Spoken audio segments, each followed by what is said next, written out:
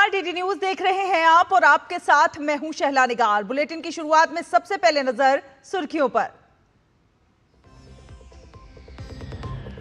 गिरफ्त में मालदा का गुनहगार कलियाचक हिंसा के मास्टरमाइंड मुफाकरुल इस्लाम को पुलिस ने किया गिरफ्तार। घटना के बाद चुनाव आयोग सख्त, आपराधिक गतिविधियों का रिकॉर्ड रखने वाले व्यक्तियों की सुरक्षा वापस लेने का निर्देश।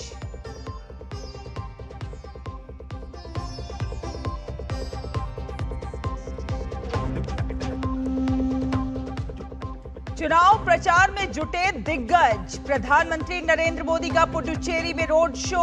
असम में अमित शाह भरेंगे हुंकार। नितिन नवीन और योगी आदित्यनाथ भी करेंगे जनसभा।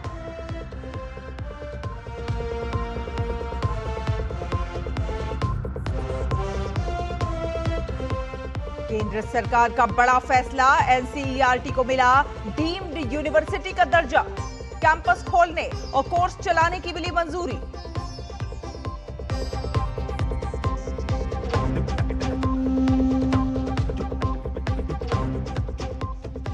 संयुक्त राष्ट्र महासचिव एंटोनियो गुटेरेस ने पश्चिम एशिया तनाव के गंभीर परिणाम की दी चेतावनी। अमेरिका, इजराइल और ईरान से पीछे हटने की अपील। तो वहीं ट्रंप ने फिर दी धमकी, बोले सबसे महान और शक्तिशाली सेना के निशाने पर हैं पुल और पावर प्लांट।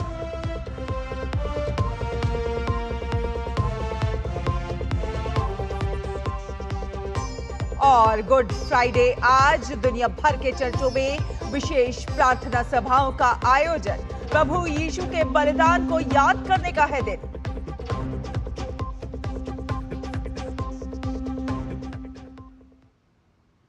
तो चलिए सबसे पहले देखते हैं चुनावी राज्यों से जुड़ी खबरें।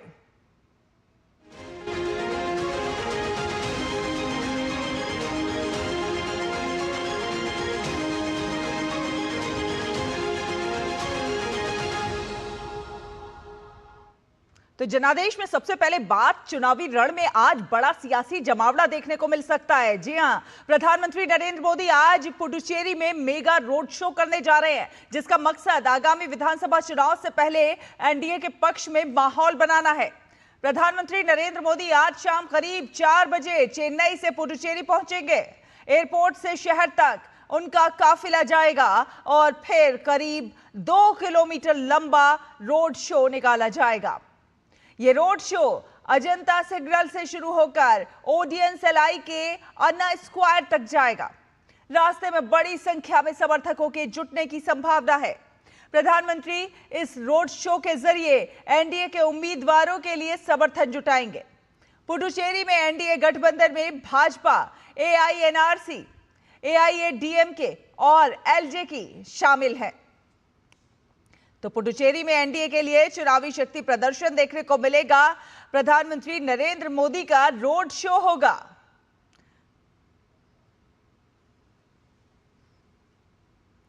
तो 16 सीटों पर चुनाव लड़ रही है एनआरसी और प्रधानमंत्री नरेंद्र मोदी का ये जो रोड शो होगा ये बेहद महत्वपूर्ण इसलिए होगा कि कहीं ना कहीं प्रधानमंत्री कार्यकर्ताओं को जीत का मंत्र देते हुए नजर आएंगे।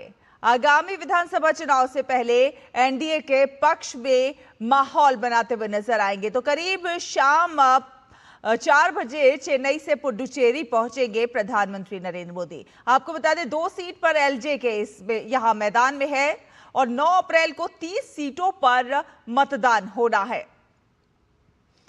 प्रधानमंत्री नरेंद्र मोदी का पुडुचेरी में आज रोड शो होना है। 4 बजे चेन्नई से पुडुचेरी पहुंचेंगे और फिर करीब 2 किलोमीटर लंबा ये रोड शो निकाला जाएगा। एनडीए के उम्मीदवारों के पक्ष में चुनाव प्रचार करते हुए नजर आएंगे प्रधानमंत्री Narendra Modi.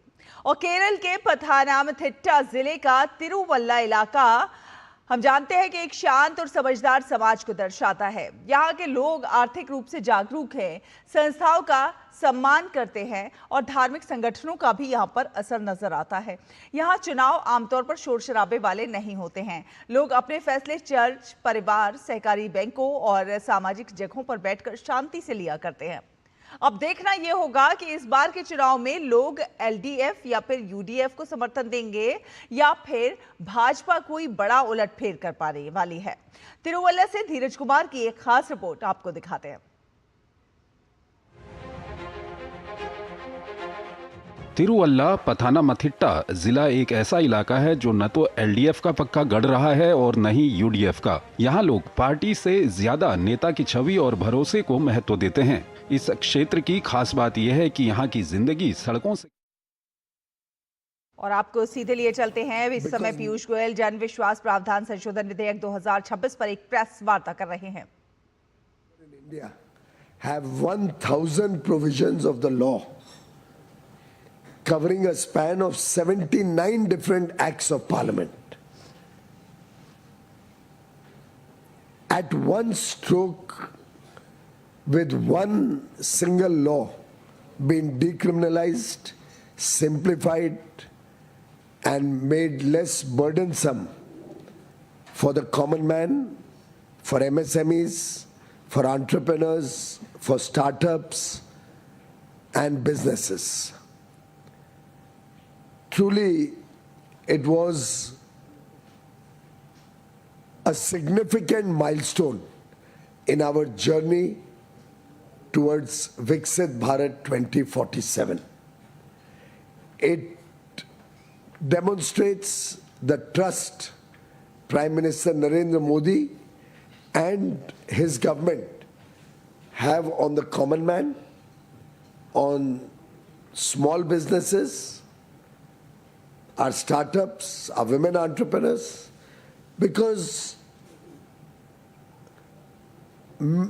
all of these 1000 sections, in some way or the other, some place or the other, nationally, regionally, were a source of uncertainty, were a source of potential rent seeking, were a source of harassment.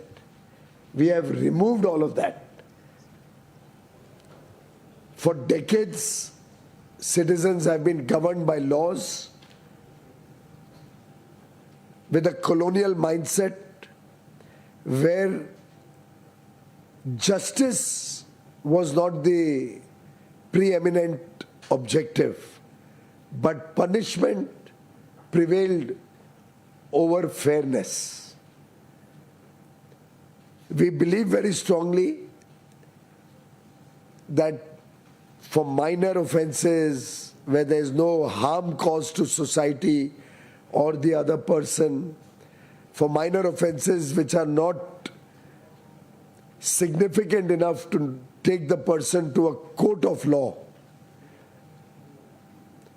where there is no mens rea, there is no deliberate attempt to break the law, we must give the person a chance, either through a warning or through an improvement notice or through a small penalty which can be escalated if he becomes a repeated offender, or then one can even take him to court, him or her to court. But certainly we believe that every citizen of India is a law-abiding, honest person per se. Mistakes can be made by anybody.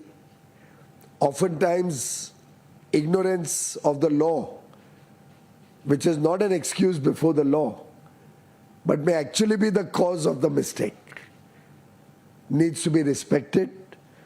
And therefore, the purpose of Prime Minister Modi's reform agenda is not to control the common man, not to control small businesses, but to let them flourish with confidence that they have the trust of the establishment, of the Prime Minister. And it is only in the case of misdemeanor of serious nature or breaking the laws which are of serious nature, which cause harm to the public at large or to any section of society or to public property, then it is taken up to the law courts and serious offence is registered. In fact, this has been Prime Minister Modi's mantra ever since he came into office in 2014. You may recall that he had eliminated the notary public certification for Xerox copies. Sounded at that time to be a small measure. But in 12 years, there must be probably 100 crore such depositions, which are no more required now. After all, all of us used to do it. For every paper today, if you look at our demat accounts, we have 16, 17 crore or 20 crore demat accounts. Each account opening or maintaining requires so many photocopies, your PAN number, your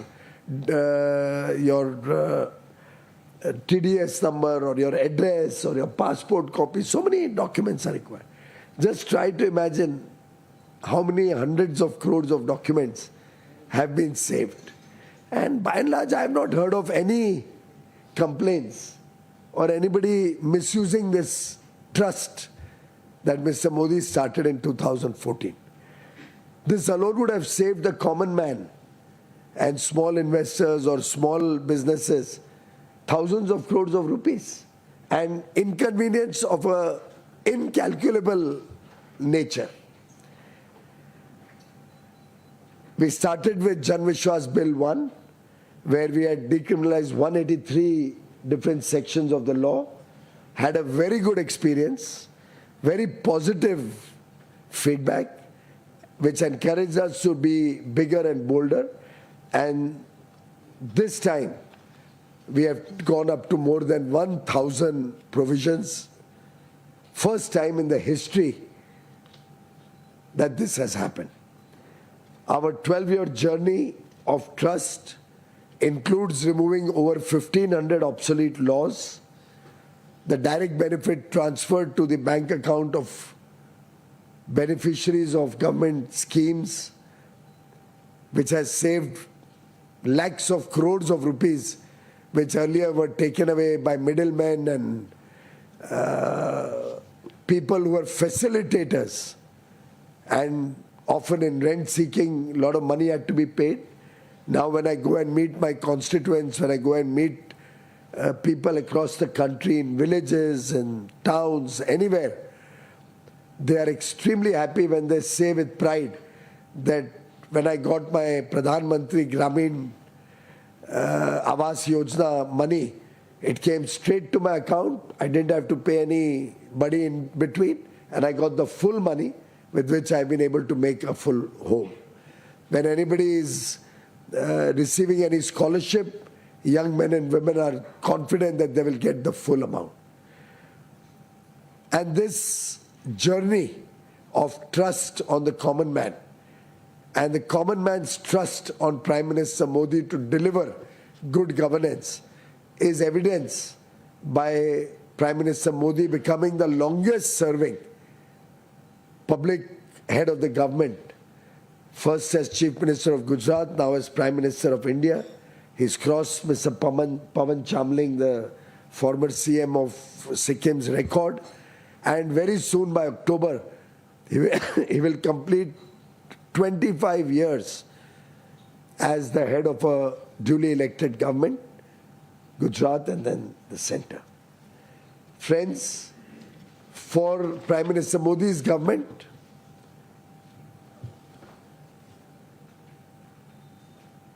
the common man and small businesses, the farmers and fishermen, all our stakeholders working in tea gardens or in coir production, all of them who are going to be beneficiaries of this massive effort to decriminalize and simplify laws, will once and for all give a message that this government is open to more suggestions. We are open to even further re-looking at all the laws at the central government level. I was happy to note that 12 state governments have come out with their own version of Jan Vishwas bills, decriminalizing state laws. And I would encourage the rest of the states also to follow suit and consider decriminalizing petty offenses. Yesterday I spoke about Chanakya in his Yatharth Dand concept. You know, in his Nyay Shastra, he has Artha Shastra, like that he has Nyay Shastra. His his principles of justice, in which he has said, and I quote, "Whoever imposes punishment as deserved becomes respectable. Punishment, when awarded with due consideration, makes people devoted to righteousness," unquote. That graded approach that we have taken, first a warning, give him a chance to improve, then a small fine, then an escalating fine, and a habitual offencer goes to court or is really taken up,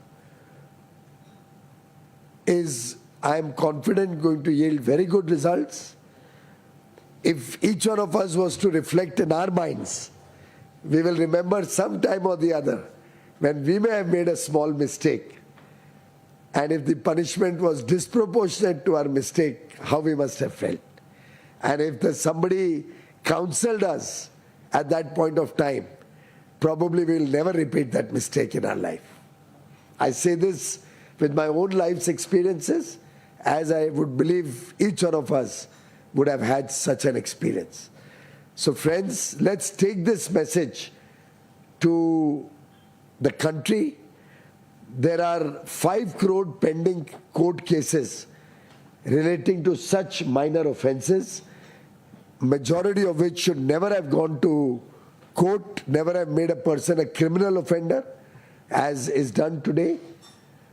We hope that this can all also be resolved by the prosecutors by asking the court to just close them on the basis of the new provisions, so that a big relief can be given to past cases also, to the future also, and a sense of relief and a sense of confidence on trust will be generated across the country.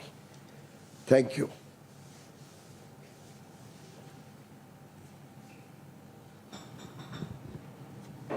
Anything on this bill that you may like to know? Sir ये जो 5 crore cases थे,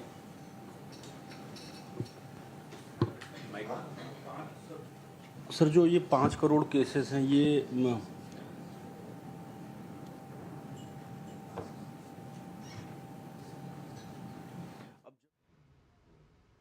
तो केंद्रीय मंत्री पीयूष गोयल की ये आप press वार्ता सुन रहे थे जनविश्वास विधेयक पर, जिसमें उन्होंने बताया कि किस प्रकार से इससे आम आदमी को फायदा होने वाला है, कैसे ईज ऑफ लिविंग बढ़ने वाली है और कैसे ईज ऑफ डूइंग बिजनेस इससे फायदा होगा, कैसे छोटे छोटे जो अपराध हैं उनको डीक्रिमिनलाइज किया गया है, छोटे मोटे अपराधों में कारावास की जो सजा है उसे खत्म करके उसे जुर्माने में जो है पेनल्टी में जो है बदला गया है, और उल्लंघन के लिए दंडात्मक कार्रवाई के बजाय मौद्रिक दंड का जो है प्रावधान किया गया, और किस तरह से इससे आम आदमी को लाभ होने वाला है, इसके बारे में केंद्रीय मंत्री ने बताया। आपको बता दें कि जन विश्वास प्रावधान संशोधन विधेयक 2026 संसद से पारित हो चुका है, और यह विधेयक कुछ कानूनों में संशोधन करके छोटे अपराधों को अपराध की श्रेणी से बाहर करने और उन्हें तर्कसंगत बनाने का काम करता है। विधेयक में छोटे अपराधों को अपराध की श्रेणी से बाहर करने और जुर्माने और दंड को अपराध के अनुपात में संशोधित करने जैसे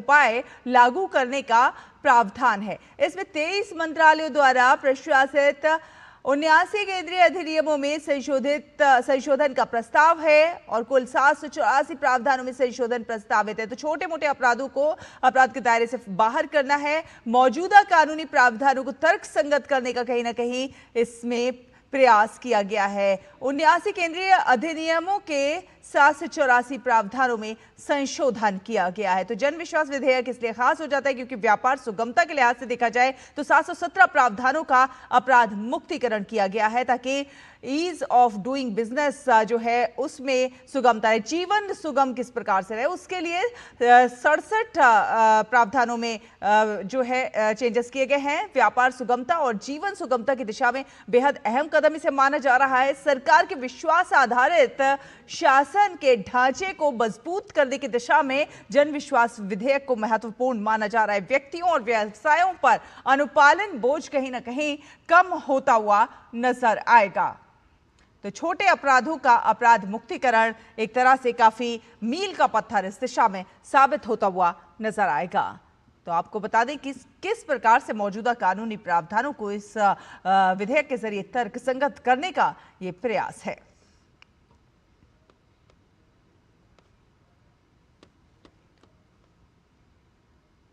तो जन विश्वास संशोधन प्रावधान विधेयक 2026 को जीवन की सुगमता और व्यापार करने की सुगमता की दिशा में एक बेहद बड़ा कदम और अहम कदम माना जा रहा है। प्रधानमंत्री नरेंद्र मोदी ने भी इस पर खुशी जताई है। प्रधानमंत्री ने कहा है कि जीवन की सुगमता और व्यापार करने की सुगमता को एक बड़ा बढ़ावा। ये अत्यंत हर्ष का विषय है कि संसद ने जन विश्वास प्रावधानों में संशोधन विधेयक 2026 पारित कर दिया है। ये विधेयक एक ऐसे विश्वास आधारित ढांचे को सुदृढ़ करता है जो हमारे नागरिकों को सशक्त बनाता है। ये उन नियमों और विनियमों की समाप्ति का प्रतीक है जो अब अप्रचलित हो चुके हैं। साथ ही साथ ये मामलों के त्वरित निपटारे को सुनिश्चित करता है और अपराध मुक्तिकरण के माध्यम से मुकदमों के बोझ को कम करता है। एक और जो उल्लेखनीय बात है वो ये है कि इस विधेयक का मसौदा तैयार करने में जिस परामर्श आधारित दृष्टिकोण को अपनाया गया है, उन सभी लोगों को मेरी बधाई जिन्होंने इस विधेयक का मसौदा तैयार करने में अपने सुझाव दिए और संसद में इसका समर्थन किया। तो सरकार और नागरिक और व्यवसायों के बीच इससे जो है संबंध बेहतर होंगे। बेकार या बाधा का नियम और प्रावधान कहीं ना कहीं खत्म होते हुए नजर आएंगे। छोटे उल्लंघन आपराधिक श्रेणी से हटने से मुकदमों का बोझ भी कहीं ना कहीं कम होता हुआ नजर आएगा। तो कानूनी प्रक्रियाओं को तेज और अधिक कुशल बनाने पर जोर है। जन विश्वास पर प्रधानमंत्री नरेंद्र मोदी ने कहा कि अदालतों में लंबित मामलों को घटाने में मदद मिलेगी इससे, और साथ ही साथ जीवन और व्यापार करने की सुगमता को बड़ा बढ़ावा मिलता हुआ नजर आएगा। फिलहाल एक छोटा सा ब्रेक के उस पार खबरों का सफर जारी रहेगा। आप देखते रहिए डीटी न्यूज।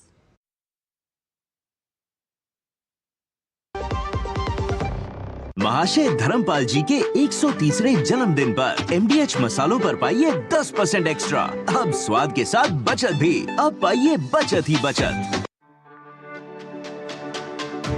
मेरी पसंद, मेरी पसंद, मेरी पसंद, मेरी पसंद, हमारी पसंद, हम सबकी पसंद। मजबूत देश का मजबूत सरिया हो गया स्टील। ब्रेक के बाद स्वागत है आपका। आपको बता दें कि असम में चुनावी सरगर्मी अपने पूरे चरम पर है और आज असम में बीजेपी के दिग्गज चुनाव प्रचार के लिए उतरते हुए नजर आएंगे। केंद्रीय गृह मंत्री अमित शाह, बीजेपी के राष्ट्रीय अध्यक्ष नितिन नवीन और योगी आदित्यनाथ यहां पर चुनावी हुंकार भरते नजर आएंगे। तो असम में बीजेपी के दिग्गज योगी आदित्यनाथ की जनसभा होगी बारपेटा बारचल्ला में और कई बड़े दिग्गज आपको चुनावी मैदान में दिखेंगे। नितिन नवीन की चुनावी रैली है कमलापुर, जो कि मंगलदोई गुवाहाटी, कमलापुर में है। मंगलदोई और गुवाहाटी में आपको ये रैली देखने को मिलेगी। अमित शाह भरेंगे हुंकार गोलोकगंज, दुधनोई और पलाशबाड़ी में आप अमित शाह जो है हुंकार भरते हुए नजर आएंगे। वहीं योगी आदित्यनाथ की जनसभा बारपेटा और बारचल्ला में होते हुए नजर आएगी। तो अमित शाह आज 3 जनसभाओं को संबोधित करेंगे। सबसे पहले अमित शाह गोलकगंज विधानसभा के रतियादाह में चुनावी हुंकार भरेंगे। उसके बाद दुधनोई विधानसभा के गोलपारा में जनसभा करते हुए नजर आएंगे। बाद में पलाशबाड़ी विधानसभा के छाए गांव में चुनावी रैली को संबोधित करेंगे गृह मंत्री अमित शाह।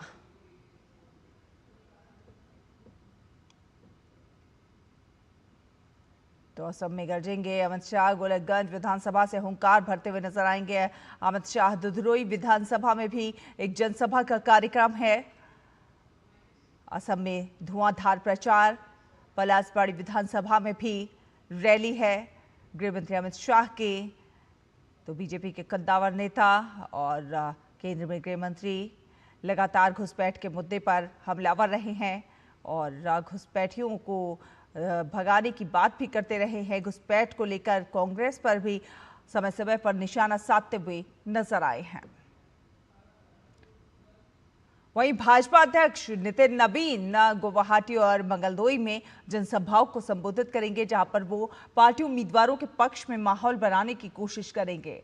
दरअसल असम में 9 अप्रैल को विधानसभा चुनाव के लिए मतदान होना है और ऐसे में सभी राजनीतिक दलों ने अपनी पूरी ताकत झोंक दी है। बीजेपी की रणनीति साफ है, स्टार प्रचारकों के जरिए जमीनी स्तर पर वोटरों तक सीधा संपर्क और तीसरी बार सरकार बनाने का लक्ष्य। अहम बात यह है कि नितिन नवीन इससे पहले भी असम के अलग अलग इलाकों में कई जनसभाएं कर चुके हैं। उन जनसभाओं में फोकस रहा है ऊपरी असम और चाय बागान क्षेत्रों पर, जहां विकास, कल्याण योजनाओं और स्थानीय पहचान जैसे महत्वपूर्ण मुद्दों को जोर शोर से उठाया गया है। तो भाजपा अध्यक्ष नितिन नवीन का भी असम दौरा है और बेहद महत्वपूर्ण असम में चुनावी सरगर्मी अपने पूरे चरम पर इस समय देखने को मिल रही है। आज भाजपा के कद्दावर नेताओं का असम दौरा और असम के बिस्वनाथ विधानसभा क्षेत्र से भाजपा के उम्मीदवार पल्लव लोचन दास ने पीएम मोदी के नेतृत्व में चाय बागान के लोगों के जीवन में सकारात्मक परिवर्तन का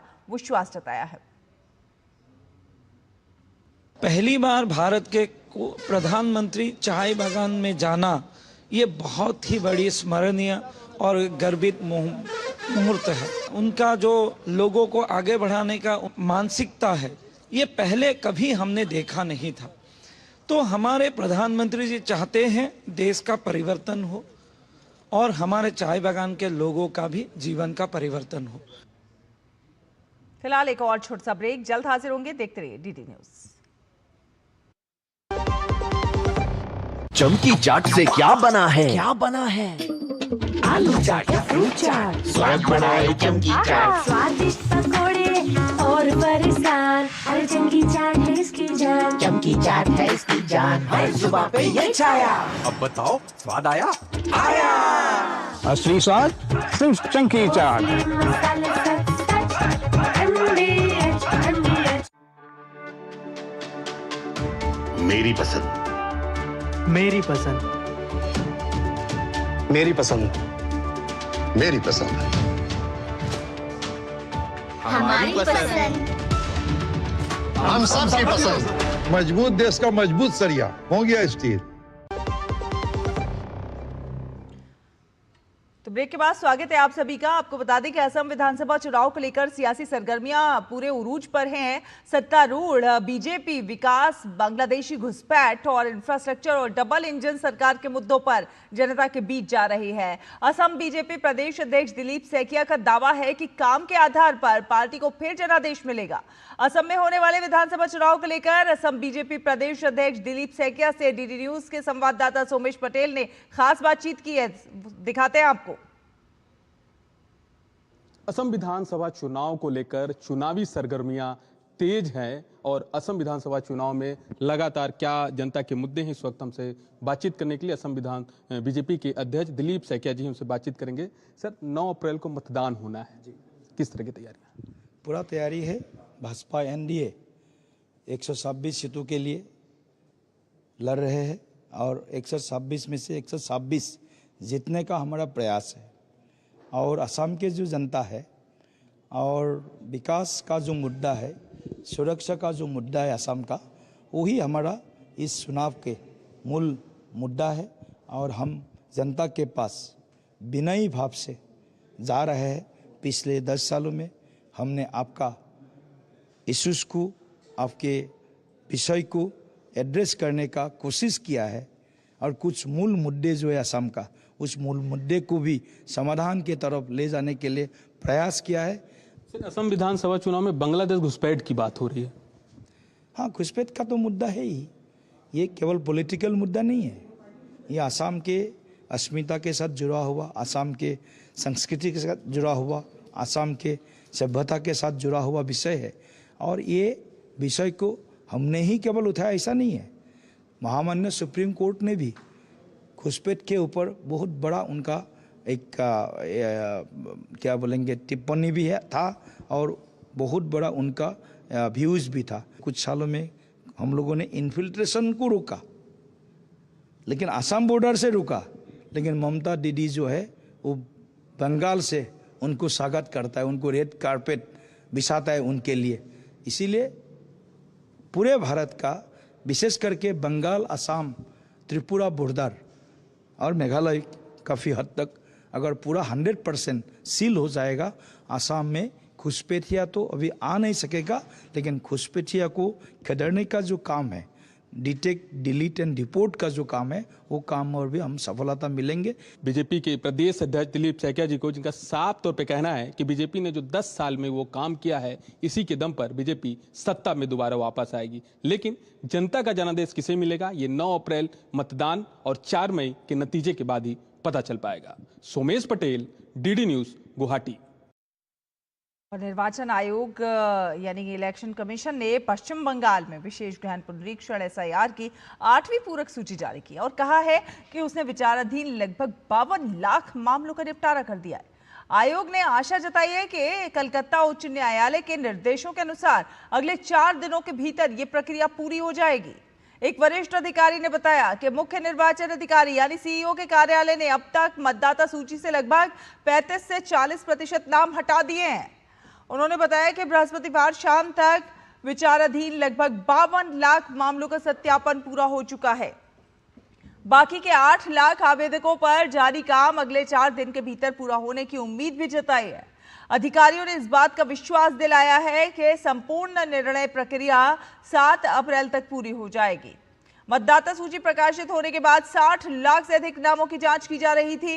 फिलहाल जिनके नाम पूरक सूची में नहीं है, उन्हें अब समाधान के लिए न्यायाधिकरणों का रुख करना होगा। हालांकि न्यायाधिकरणों के कार्य शुरू करने की तारीख को लेकर अभी भी अनिश्चितता बनी हुई है।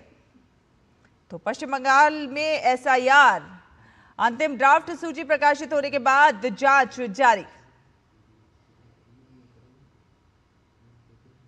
पश्चिम बंगाल के चुनावी माहौल के बीच इस बार आलू किसानों की समस्या बड़ा मुद्दा बनकर उभरी है। बेमौसम बारिश से फसलें बर्बाद हो गई हैं। आलू किसान कैसे परेशान हैं, आपको दिखाते हैं इस रिपोर्ट में।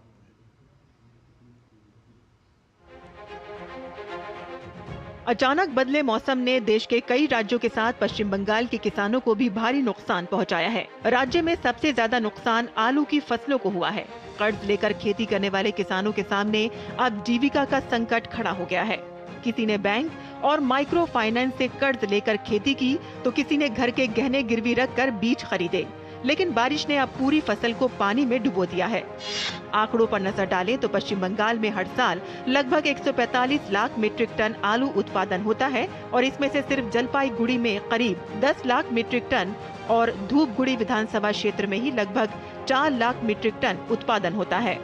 हम लोग गवर्नमेंट से इधर लोन वोन लेके इस पर आलू किया था। जितना भी आलू है इधर सब सड़ गया। अभी पता नहीं अभी स्टेट गवर्नमेंट या सेंट्रल गवर्नमेंट क्या करेगी, तो अभी देखना है आगे सरकार क्या करती है।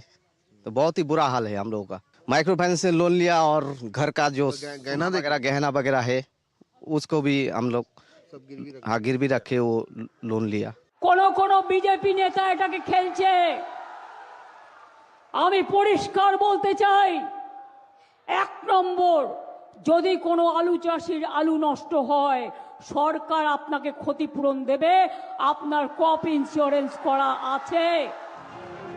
ग्रामीण बंगाल में आलू किसानों के बीच इस मौसम में अनिश्चितता का गहरा माहौल छाने लगा है। महीनों की मेहनत के बाद राहत का जो समय आम तौर पर होता है, वह अब चिंता, आर्थिक तंगी और जीवन यापन से जुड़े कठिन सवालों से भरा हुआ है। एक तरफ बारिश से फसल बर्बाद, तो वहीं दूसरी तरफ लगातार भाव के गिरावट से कई जिलों के किसान अपनी उपज के खरीदार खोजने के लिए संघर्ष कर रहे हैं। गिरती कीमतों के जवाब में राज्य कृषि विपणन विभाग ने 13 फरवरी को एक निर्देश जारी किया, जिसमें कहा गया कि सरकार कृषक बंधु कार्ड धारक किसानों से 950 रुपए प्रति क्विंटल की दर से आलू खरीदेगी। प्रत्येक किसान को सरकार को अधिकतम 35 क्विंटल आलू बेचने की अनुमति होगी। हालांकि घोषणा के बावजूद राज्य में सरकारी खरीद कुछ क्षेत्रों में ही हुई है। अधिकांश क्षेत्रों में किसानों का कहना है कि अभी तक आलू की खरीद नहीं हुई है। सौरभ दत्ता के साथ ब्यूरो रिपोर्ट, डीडी न्यूज। और आगामी विधानसभा चुनावों के मद्देनजर चुनाव आयोग ने वोटरों को जागरूक करने और चुनाव में उनकी भागीदारी को बढ़ावा देने के लिए लोकप्रिय एनिमेटेड किरदार छोटा भीम का इस्तेमाल करने का फैसला किया है। जी हाँ, ये पहल चुनाव आयोग के उन लगातार प्रयासों का हिस्सा है जिनका मकसद चुनावी प्रक्रिया को ज्यादा समावेशी, दिलचस्प और सुलभ बनाना है। खास तौर पर राज्य के युवा और पहली बार वोट डालने वाले मतदाताओं के लिए पश्चिम बंगाल में इस अभियान का नारा है चुनाव का पर्व, पश्चिम बंगाल का गर्व, जिसका मकसद जनता को जागरूक करना, उन्हें बड़ी संख्या में बाहर निकलकर वोट डालने के लिए प्रोत्साहित करना। आगामी पश्चिम बंगाल विधानसभा चुनाव के लिए मतदान 2 चरणों में 23 और 29 अप्रैल को होना है। वोटों की गिनती और नतीजों की घोषणा 4 मई को होगी। ग्रीन गोल्ड एनिमेशन के संस्थापक और सीईओ राजीव चिलाका ने कहा है कि हमें गर्व है कि चुनाव आयोग ने हमारे लोकप्रिय किरदार का इस्तेमाल अपने जागरूकता अभियान में किया है। Chhota Bheem has been popular not just in India but across the globe, and over a period of time we have Bheem has his presence in in merchandise, in toys, in comics, in games, in TV programs, in theatrical films, etc.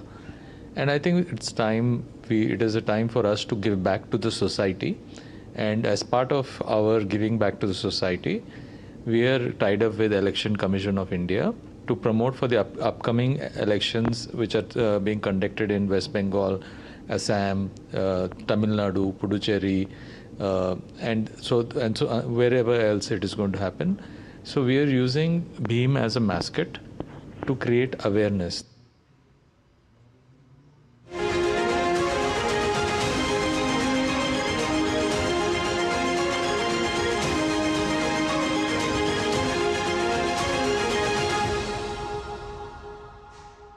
तो जनादेश में चुनावी राज्यों से जुड़े तमाम update हम आपके साथ आगे भी साझा करते रहेंगे। फिलहाल बुलेटिन में वक्त एक छोटे से ब्रेक का है। महाशय धर्मपाल जी के 130वें जन्मदिन पर MDH मसालों पर पाइए 10% एक्स्ट्रा। अब स्वाद के साथ बचत भी। अब पाइए बचत ही बचत। जब धरती चीर कर निकलता है लोहे का पत्थर और मिलता है मोंगिया के जोश से, फिर तपता है, पिघलता है और बनता है फौलाद। अब होता है सरिया सारी खूबियों के साथ। मोंगिया स्टील, मजबूत देश का मजबूत सरिया। के बाद स्वागत है आपका। आपको बता दें कि पश्चिम बंगाल के मालदा में न्यायिक अधिकारियों को बंधक बनाने और हिंसा भड़काने के मामले में पुलिस को एक बड़ी कामयाबी हाथ लगी है। इस पूरे कांड का जो मास्टरमाइंड था मुफाकिरुल इस्लाम, उसे पुलिस ने गिरफ्तार कर लिया है। जी हां, सूत्रों के अनुसार ये गिरफ्तारी उस समय हुई है जब इस्लाम बागडोगरा एयरपोर्ट से राज्य छोड़कर भागने की कोशिश कर रहा था। सूत्रों के अनुसार मुफाकिरुल इस्लाम के खिलाफ पुख्ता सबूत मिलने के बाद से ही उसकी तलाश लगातार जारी थी। तो कालियाचक हिंसा का मास्टरमाइंड बताया जाता है, इससे ये गिरफ्तार हो गया है। मुफाकिरुल इस्लाम को पुलिस ने गिरफ्तार कर लिया है। कालियाचक कांड में अब तक 35 लोगों की गिरफ्तारी हो चुकी है। पश्चिम बंगाल मालदा हिंसा मामले में ये बड़ी कामयाबी हासिल हुई है। अब तक 35 लोगों की गिरफ्तारी हो चुकी है। कालियागंज में हुई अशांति की घटना में 19 मामले दर्ज किए गए थे और मालदा मामले में ये बड़ी कामयाबी पुलिस को हाथ लगते हुए नजर आई है और जिस प्रकार से उसको इसकी गिरफ्तारी हुई है। तो पश्चिम बंगाल के मालदा में कालियाचक की घटना के बाद चुनाव आयोग भी सख्त हो गया है और चुनाव आयोग ने आपराधिक मामलों में शामिल जमानत या फिर पैरोल पर रह रहे आपराधिक गतिविधियों का रिकॉर्ड रखने वाले व्यक्तियों की सुरक्षा वापस लेने का निर्देश जारी किया है। इससे पहले मुख्य चुनाव आयुक्त ने मालदा घटना के बाद राज्य में कानून व्यवस्था की स्थिति पर नाराजगी जाहिर की थी। उन्होंने मालदा के जिला मैजिस्ट्रेट और पुलिस अधीक्षक की भूमिका पर सवाल खड़े किए थे और इस बात पर गहरी नाराजगी व्यक्त की थी कि कोई भी वरिष्ठ अधिकारी घटनास्थल पर मौजूद नहीं था। चलिए आगे बढ़ते हैं। आपको बता दें कि आम आदमी पार्टी, जो कि कभी पारदर्शिता और आंतरिक लोकतंत्र की बात करती रहती थी, अब उसी पार्टी के अंदर आवाज दबाने के आरोप भी गूंज रहे हैं। राज्यसभा में उपनेता पद से हटाए जाने के बाद राघव चड्ढा ने खुलकर सवाल खड़ा किया है, क्या जनता के मुद्दे उठाना गुनाह है? दरअसल आम आदमी पार्टी ने चड्ढा को हटाकर अशोक मित्तल को नई जिम्मेदारी दे दी, लेकिन कहानी यहीं खत्म नहीं होती। सूत्र बताते हैं पार्टी ने राज्यसभा सचिवालय को लिखकर यह भी दिया है कि राघव चड्ढा को पार्टी कोटे से बोलने का समय ना दिया जाए। यानी सवाल अब और बड़ा हो गया है, क्या आप में अब असहमति के लिए कोई जगह नहीं बची है? क्या अपनी ही पार्टी में सवाल उठाना सजा बन गया है? आप भी सुनिए क्या कह रहे हैं राघव चड्ढा। जनता के मुद्दे उठाना, पब्लिक इश्यूज पे बात करना कोई अपराध है? क्या मैंने कोई गुनाह कर दिया, कोई गलती कर दी? ये सवाल आज मैं इसलिए पूछ रहा हूं क्योंकि आम आदमी पार्टी ने राज्यसभा सेक्रेटेरिएट को ये कहा है कि राघव चड्ढा के पार्लियामेंट में बोलने पर रोक लगा दी जाए। मैं जब आपके मुद्दे उठाता हूं, आप मुझे सपोर्ट करते हैं, मुझे शाबाशी देते हैं, मेरा हौसला बढ़ाते हैं। मैं आपको कहना चाहता हूं थैंक यू। और जिन लोगों ने आज पार्लियामेंट में मेरे बोलने का अधिकार मुझसे छीन लिया, मुझे खामोश कर दिया, मैं उन्हें भी कुछ कहना चाहता हूं। मेरी खामोशी को मेरी हार मत समझ लेना। मैं वो दरिया हूं जो वक्त आने पर सैलाब बनता है। मेरी खामोशी को मेरी हार मत समझ ले रहा, ये कहना है राघव चड्ढा का। तो आप में एक बार फिर से बगावत के सुर उठते हुए नजर आ रहे हैं। आगे बढ़ेंगे। केंद्र सरकार ने शिक्षा के क्षेत्र में एक बड़ा फैसला लिया है। केंद्रीय शिक्षा मंत्रालय ने राष्ट्रीय शैक्षिक अनुसंधान और प्रशिक्षण परिषद यानी कि NCERT को डीम्ड टू बी यूनिवर्सिटी का दर्जा दिया है। ये फैसला विश्वविद्यालय अनुदान आयोग UGC की सिफारिश पर लिया गया है। मंत्रालय की ओर से जारी अधिसूचना के मुताबिक NCERT को एक विशेष श्रेणी के तहत यह दर्जा दिया गया है। इसके तहत NCERT के 6 प्रमुख संस्थान भी शामिल होंगे, जिसमें अजमेर, भोपाल, भुवनेश्वर, मैसूर और शिलांग के क्षेत्रीय शिक्षा संस्थान और भोपाल का पंडित सुंदरलाल शर्मा केंद्रीय व्यावसायिक शिक्षा संस्थान शामिल है। सरकार का कहना है कि इस फैसले से शिक्षा और शोध के क्षेत्र में गुणवत्ता को और मजबूती मिलती हुई नजर आएगी। तो गुणवत्ता में कहीं ना कहीं सुधार की बात कही जा रही है। NCERT अब डीम्ड यूनिवर्सिटी का दर्जा मिल गया है। आज भारतीय नौसेना एक नया अध्याय लिखने जा रही है। समुद्री संप्रभुता को बनाए रखने के लिए स्टील्थ युद्धपोत तारागिरी आज के दिन भारतीय नौसेना को सौंपा जाएगा। विशाखापट्टनम के एडवांस्ड स्टील्थ फ्रिगेट में तारागिरी का कमीशनिंग समारोह आयोजित होगा, जिसमें रक्षा मंत्री राजनाथ सिंह भी शामिल होंगे। तारागिरी नौसेना का स्वदेशी विकसित स्टील्थ युद्धपोत है। राजनाथ सिंह ने भी इसको लेकर पोस्ट किया है और बताया कि तारागिरी आत्मनिर्भर भारत के उद्देश्यों को मजबूती से साकार करने वाला है। ये एक ऐसा युद्धपोत है। तारागिरी भारत की समुद्री संप्रभुता को डिफाइन करने में अपना अहम योगदान देगा। तारागिरी के आने से भारत पूरी तरह स्वदेशी आत्मनिर्भर नौसैनिक क्षमता की ओर आगे बढ़ रहा है। प्रोजेक्ट 17A क्लास के चौथे प्लेटफॉर्म के रूप में तारागिरी महज एक जहाज नहीं है, ये 6670 टन का युद्धपोत दुश्मनों को परास्त करने का पूरा दमखम रखता है। साथ ही साथ ये भारत के स्वदेशी शिपयार्ड्स की इंजीनियरिंग क्षमता को भी दर्शाता है।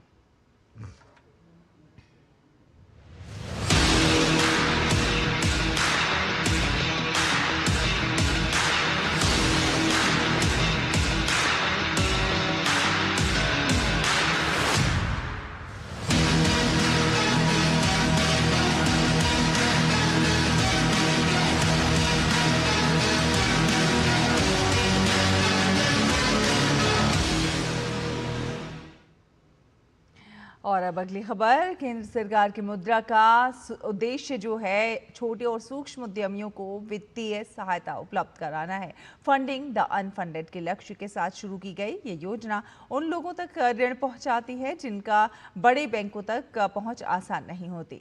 8 साल पहले शुरू हुई इस योजना ने देश में स्वरोजगार और छोटे व्यवसायों को बढ़ावा देने में अहम भूमिका निभाई है। उत्तर प्रदेश के बाराबंकी जिले के लाभार्थियों ने इस योजना की जमकर तारीफ की।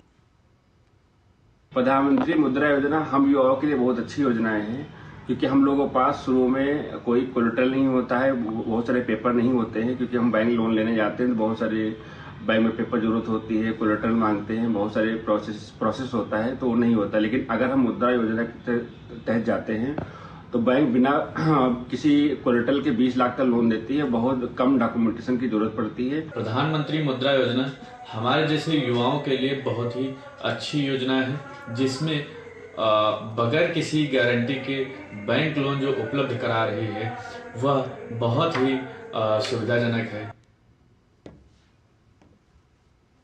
साल 1971 जब उपमहाद्वीप के इतिहास का रुख बदलने वाला था, जब सीमाओं पर तनाव चरम पर था और जब हर तरफ युद्ध की आहट सुनाई दे रही थी, उस वक्त एक शख्स ऐसा था जिसने सिर्फ युद्ध नहीं देखा बल्कि उसकी टाइमिंग को समझा और वही फैसला भारत की सबसे बड़ी जीत की वजह बना।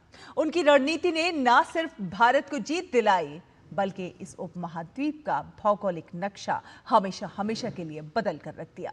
भारत के पहले फील्ड मार्शल सैम मानेकशॉ ने साबित किया कि जंग सिर्फ हथियारों से नहीं होती बल्कि सही वक्त और ठोस तैयारी से जीती जाती है। उनकी जयंती पर देखिए ये खास रिपोर्ट। सैम मानेकशॉ एक ऐसा नाम जो भारतीय सैन्य इतिहास में साहस, नेतृत्व और रणनीति का पर्याय बन चुका है। 3 अप्रैल 1914 को अमृतसर में जन्मे मानेकशॉ का पूरा नाम सैम होरमुजी फ्रेमजी जमशेदजी मानेकशॉ था। उन्होंने इंडियन मिलिट्री एकेडमी के शुरुआती बैचों में से एक के रूप में सैन्य प्रशिक्षण लिया था और 1934 में ब्रिटिश भारतीय सेना में कमीशन हासिल किया। शुरुआत में ही उनकी पहचान एक तेज तर्रार, अनुशासित और स्पष्ट सोच वाले अधिकारी की रही। द्वितीय विश्व युद्ध के दौरान बर्मा फ्रंट पर सैम मानेकशॉ ने असाधारण बहादुरी का परिचय दिया। एक भीषण लड़ाई में उन्हें कई गोलियां लगी। हालात इतने गंभीर थे कि उनके बचने की उम्मीद बेहद कम थी। गंभीर रूप से घायल होने के बावजूद उन्होंने हार नहीं मानी और वापस सेना में लौटकर सेवा जारी रखी।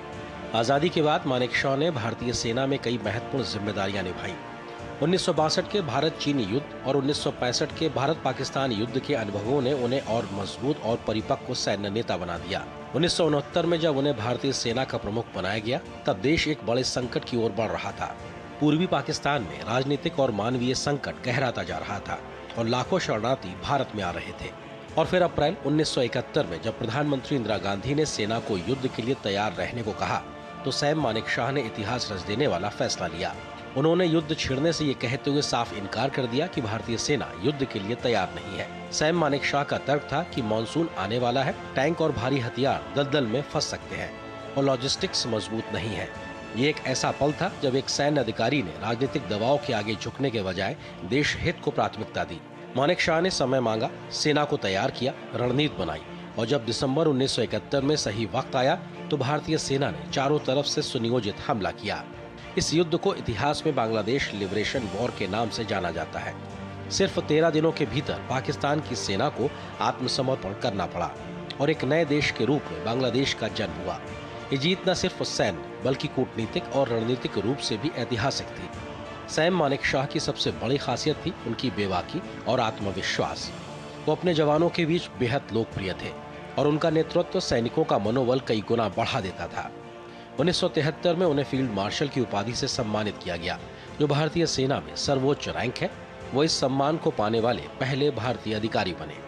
सैम मानेकशॉ सिर्फ एक सैन्य अधिकारी नहीं थे, वो एक सोच थे, एक ऐसा नेतृत्व जो सिखाता था कि कठिन से कठिन हालात में भी सही फैसला लेना ही असली जीत होती है। उनकी जयंती हमें याद दिलाती है कि देश की सुरक्षा सिर्फ हथियारों से नहीं बल्कि दूरदर्शिता, साहस और ईमानदारी से सुनिश्चित होती है। Bureau report, DD news. और अब बात करते हैं पश्चिम एशिया तनाव की। अमेरिका के राष्ट्रपति डोनाल्ड ट्रंप ने चेतावनी दी है कि अमेरिकी सेना ने अभी तक ईरान में जो बचा है उसे नष्ट करना शुरू नहीं किया है। उन्होंने कहा कि अब उनका अगला निशाना ईरान के पुल और ऊर्जा बुनियादी ढांचे होंगे। ट्रंप ने यह भी बताया कि पिछले 1 महीने में ईरान के अधिकांश प्रमुख सैन्य ठिकानों को पहले ही नुकसान पहुंच चुका है या फिर उन्हें नष्ट कर दिया गया है। और इस बीच संयुक्त राष्ट्र महासचिव एंटोनियो गुटेरेस ने अमेरिका, इजरायल और ईरान को पश्चिम एशिया में संघर्ष रोकने का स्पष्ट संदेश दिया है। साथ साथ एंटोनियो ने पश्चिम एशिया में बड़े पैमाने पर युद्ध छिड़ने की चेतावनी भी दी है और कहा है कि इस युद्ध के दुनिया भर पर गंभीर परिणाम हो सकते हैं। युद्ध रोकने पर जोर देते हुए उन्होंने कहा कि अब समय आ गया है कि अमेरिका और इजराइल युद्ध रोके और ईरान भी अपने पड़ोसी मुल्कों पर हमले करना बंद करे। इस युद्ध के कारण हो रहे आर्थिक और मानवीय कठिनाइयों पर भी उन्होंने बात की। एंटोनियो गुटेरेस ने संघर्ष के शांतिपूर्ण समाधान के लिए संवाद और कूटनीति की आवश्यकता पर बल देते हुए कहा कि संघर्ष तभी समाप्त होते हैं जब नेता विनाश के बजाय संवाद को चुनते हैं। We are on the edge of a wider war that would engulf the whole Middle East with dramatic impacts around the globe. When the Strait of Hormuz is strangled, the world's poorest and most vulnerable cannot breathe. Diplomatic efforts are underway to find a peaceful path forward. Disputes must be settled peacefully. We must find a peaceful way out. The United States and Israel, it's high time to stop the war that is inflicting immense human suffering and already triggering devastating economic consequences. To Iran, to stop attacking their neighbors. Conflicts do not end on their own. They end when leaders choose dialogue over destruction. संयुक्त राष्ट्र महासचिव Antonio Guterres ने बृहस्पतिवार को America, Israel और Iran को पश्चिम Asia में युद्ध रोकने का स्पष्ट संदेश देते हुए चेतावनी भी दी कि दुनिया एक बड़े युद्ध की कगार पर है। गुटेरेस ने यहां पत्रकारों से बातचीत में कहा कि मेरा संदेश स्पष्ट है। अमेरिका और इजराइल से मेरा कहना है कि अब समय आ गया है कि वे उस युद्ध को रोकें जो भारी मानवीय पीड़ा पहुंचा रहा है।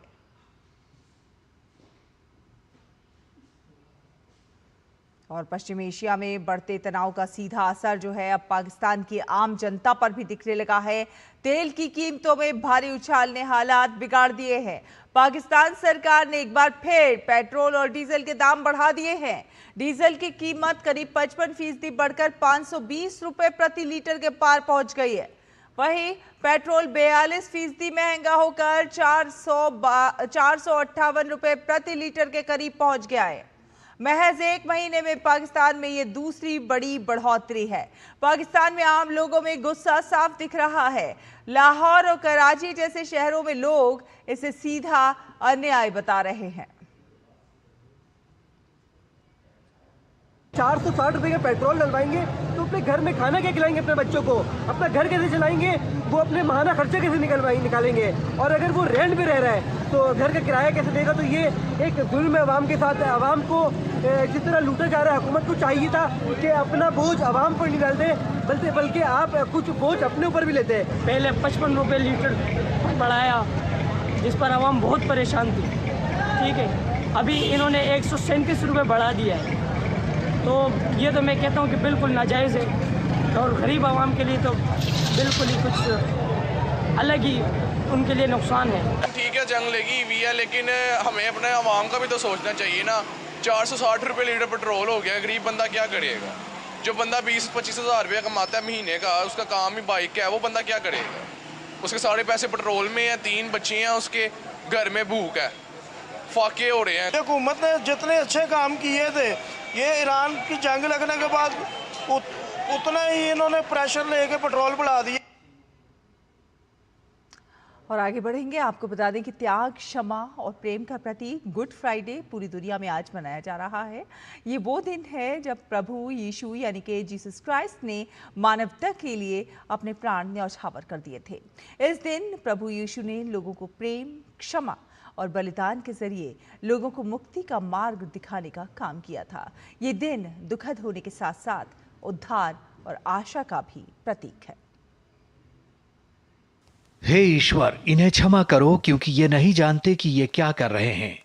सूली पर चढ़ाए जाते समय भी क्षमा और करुणा का संदेश देने वाले प्रभु यीशु मसीह के बलिदान की स्मृति में गुड फ्राइडे मनाया जाता है।